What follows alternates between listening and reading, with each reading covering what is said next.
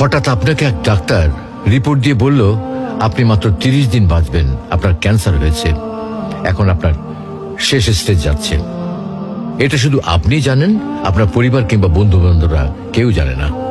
এখন এই রিপোর্ট পাওয়ার পরে আপনি বাসায় গেলেন, প্রতিদিনের মতো আজকেও আপনার বাবা আপনাকে বকাঝকা শুরু করলো, তোকে দিয়ে কিচ্ছু হবে না, সারাদিন কোথায় থাকিস তুই, অকাজের ছেলে, ইত্যাদি ইত্যাদি। এই মধ্যবিত্তের বাবার যেমন হয় আর কি।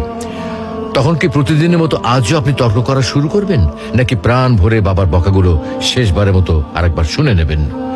হঠাৎ আপনার মা এসে আপনাকে বলল, নে বাবা ভাতটা খেয়ে নে। আপনার মনে হবে এই বুঝি আপনার মায়ের শেষ হাতের খাওয়া, আপনি আর বাঁচবেন না। আপনি পরম তৃপ্তি নিয়ে খাবেন এবং আপনার কাছে মনে হবে এটা আপনার শ্রেষ্ঠ খাবার, যদিও ডাল ভাত হোক না কেন। আপনি বের হলেন, পুরনো এক বন্ধুর সাথে দেখা, আপনি যাকে মোটেও সহ্য করতে পারেন না, সব সময় তার সাথে কথা কাটাকাটি হয়, আজকেও সে আপনাকে কিছু কথা শুনিয়েও দিল। আচ্ছা, এখন কি আপনি তার সাথে তর্ক শুরু করে দেবেন? মোটেও না। আপনি হয়তো তাকে জড়িয়ে ধরবেন এবং বলবেন, দোস্ত ভালো থাকিস। আচ্ছা জানেন, আমরা এখন মৃত্যুর কথা ভাবতেই চাই না, এ থেকে আমরা পালিয়ে বেড়াতে চাই। কিন্তু যদি আপনি ভাবেন যে আজই আপনার শেষ দিন, তাহলে দেখবেন সবকিছুই আপনার কাছে ভালো লাগছে। তাই ইগো ছেড়ে দিন, ইনশাল্লাহ আপনার মন ভালো হয়ে যাবে।